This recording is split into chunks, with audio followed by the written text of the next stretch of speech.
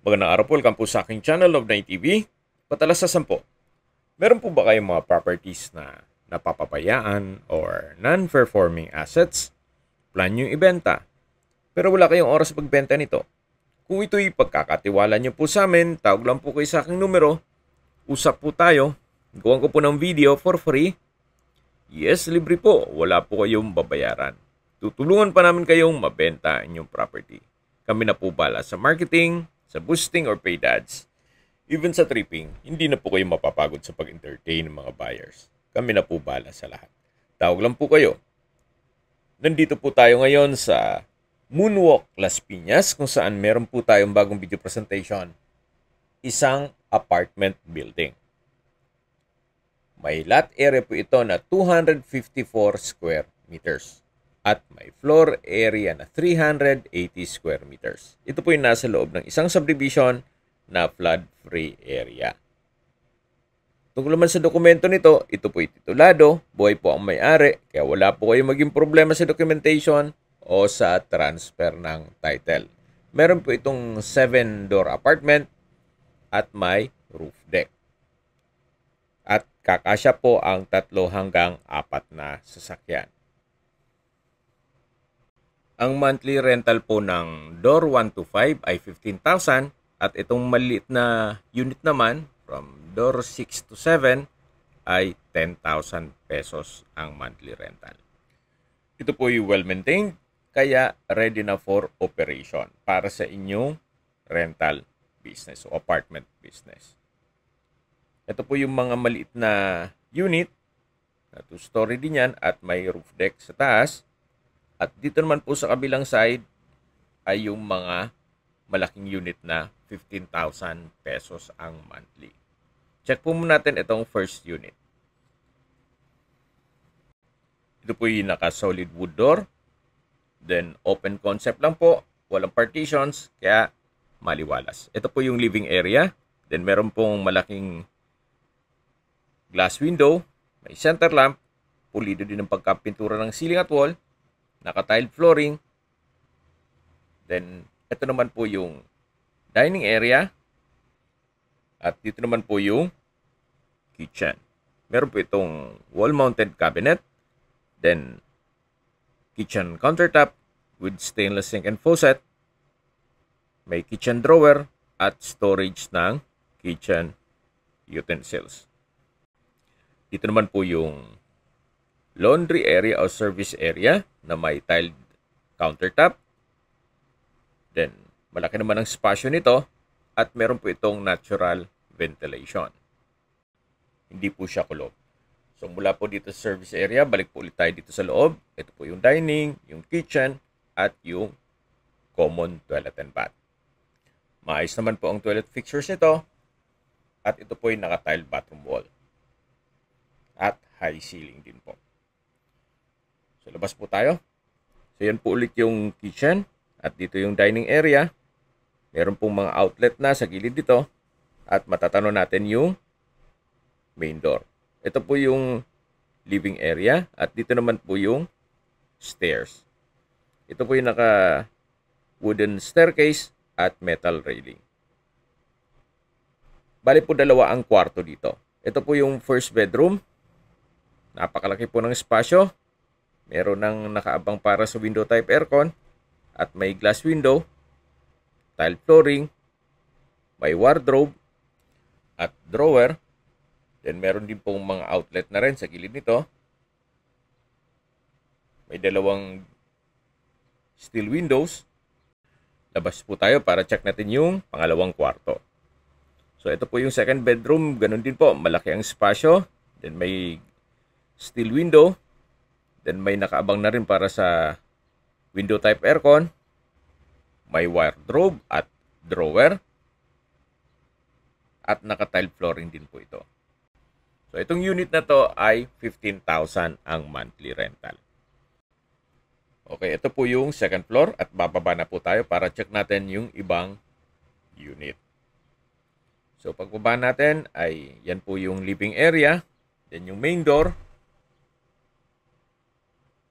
At yan po yung main gate.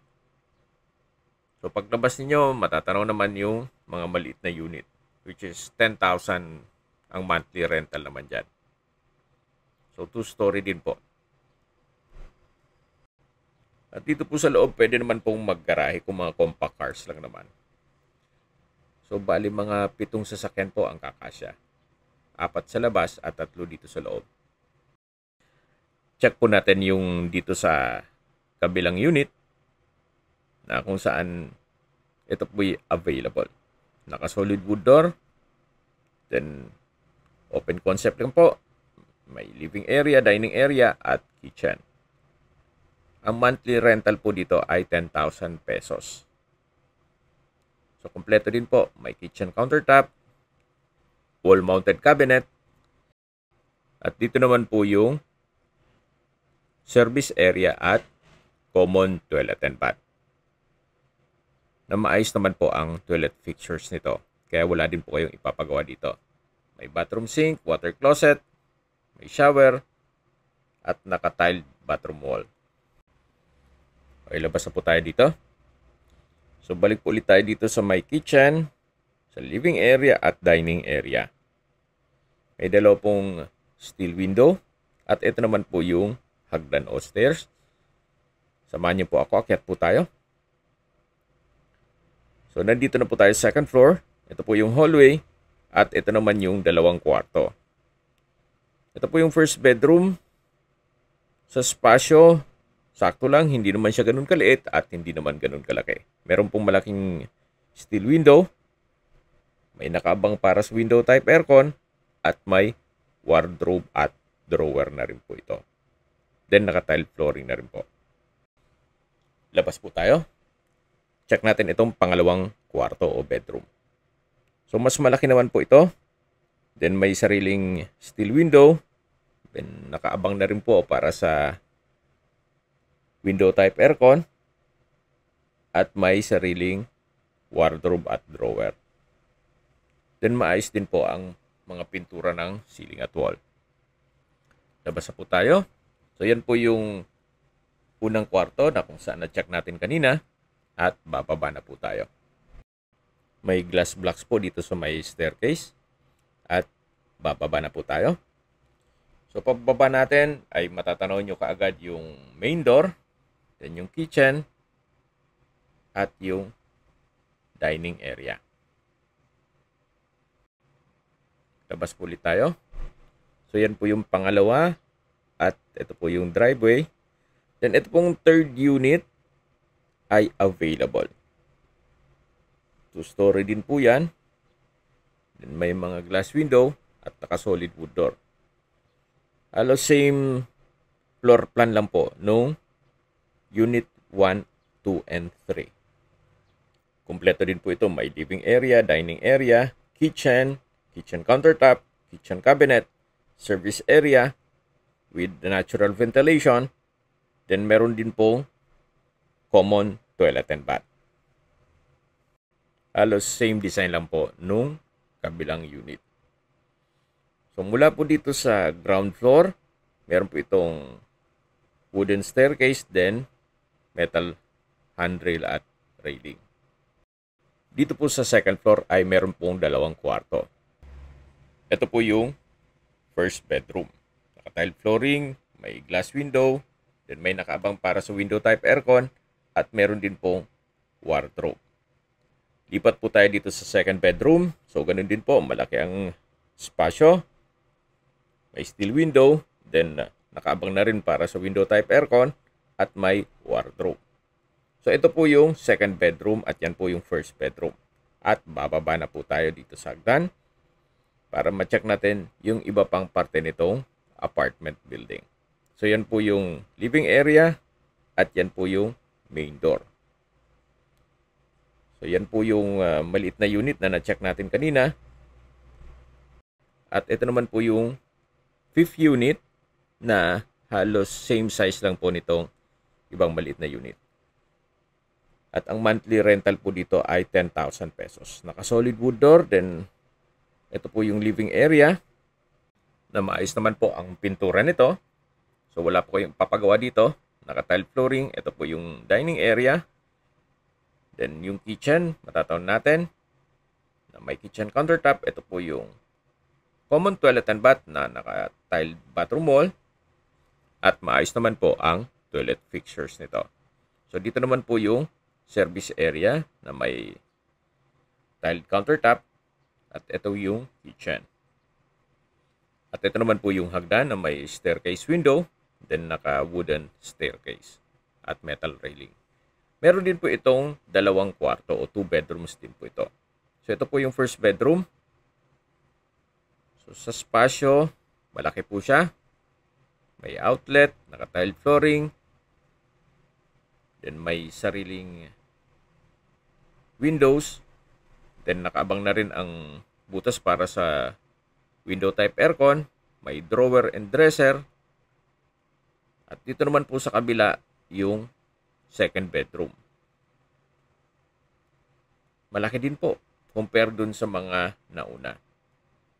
So malamang po ito 15,000 ang monthly rental dito. May 2 glass window, then may nakabang para sa window type aircon, may wardrobe at drawer.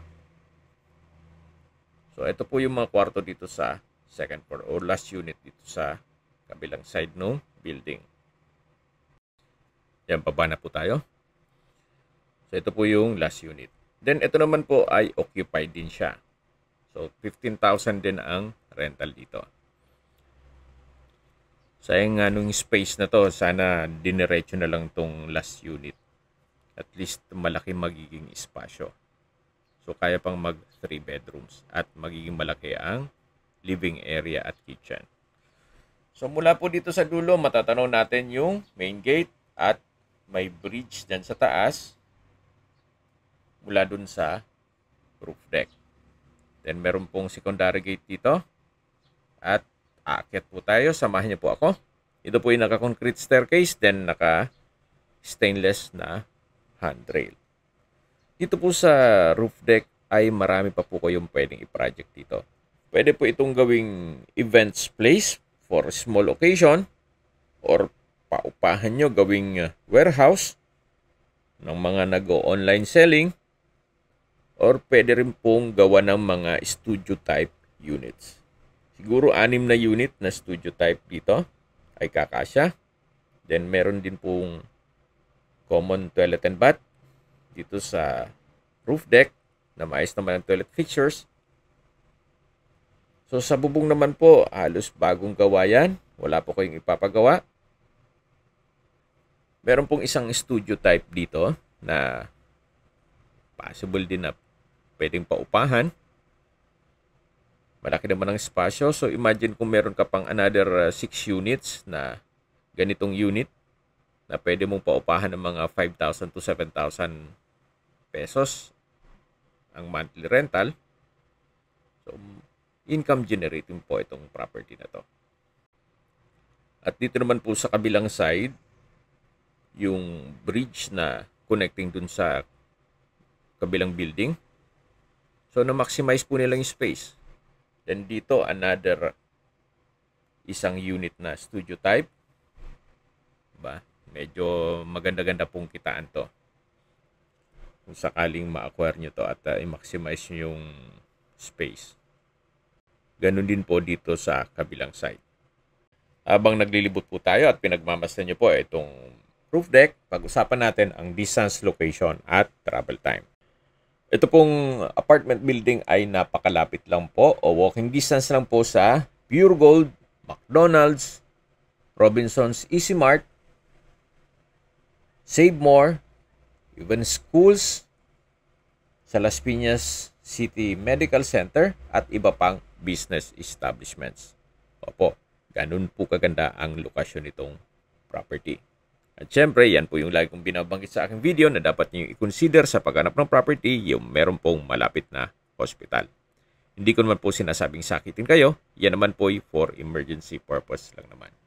At mula naman po sa Colors Town Center, sa main highway, sa Pote Alabang Road, ang distance is 1.6 kilometers at ang travel time is 6 minutes. Mula naman po sa SM South Mall, ang distance is 2.6 kilometers at ang travel time is 10 minutes. Mula naman po sa Alabang Town Center at Mulito Lifestyle Center, ang distance is 4.9 kilometers at ang travel time is 19 minutes. Mula naman po sa Las Piñas Doctors Hospital, ang distance is 4.6 kilometers at ang travel time is 15 minutes. Mula naman po sa Manila o sa airport, ang distance is 18 kilometers at ang travel time is 43 minutes. Napakaganda po nitong property. Ito po ay income generating. Kung sakali man po na kayo nasa ibang bansa at imbis na house and lot ang bibili nyo para sa inyong kamag-anak, abay, i-divert nyo na po dito. Gawa ng affordable naman po ito binebenta ni owner. So kahit po itong 2 unit ang okupahin ninyong kamag-anak, meron pa po silang magiging maintenance na ilang units din yan. So hindi na po kayo magpapadala monthly sa kanila. Magsi-self-liquidating na po ito. So yan po yung opinion ko lang naman. Depende pa rin yan sa inyong assessment dito sa property. Okay, sa presyo na po tayo. Usually may mga binebenta po tayo ng mga property na 20 million, 25 million, 30 million na hindi income generating. Pero this one, si owner is selling this property for 19.9 million pesos net. Ibig pong sabihin, si buyer na po ang sasagot sa lahat ng taxes at expenses with regards to documentation. Kung may mga katanungan po kayo, tawag lang po kayo sa aking numero. At sa mga kababayan naman natin nasa ibang bansa, meron po akong Telegram. Sa mga iPhone user naman, may iMessage. Meron din pong Imo, Skype, Viber at WhatsApp. Same number lang po, 0917-316-3399. Sa mga nagtatanong naman po ng aming Facebook, meron po kaming Facebook page na Nov9TV at Facebook Reels Video. Meron din pong TikTok at Instagram. May ibang YouTube channel po kami na The Nov9TV channel at Nov9TV Listings. Sana po naibigan nyo ang video presentation. Paki-like and subscribe na lang po sa aking channel para ma-update din po kayo sa aking future listings. Kung sakali po hanap nyo yung mas malaking sukat na lupa, meron din po kayong ibang listings na pwede nyo pagpilian. Huwag po kayo mag-atubiling tumawag sa amin, then let us know your budget para malaman namin kung anong property pwede naming ilok sa inyo. Sa lahat pong viewers, subscriber at nagtiwala po sa amin, salamat po sa suporta. Ingat po kayo lagi at yung pamilya. Maraming salamat po.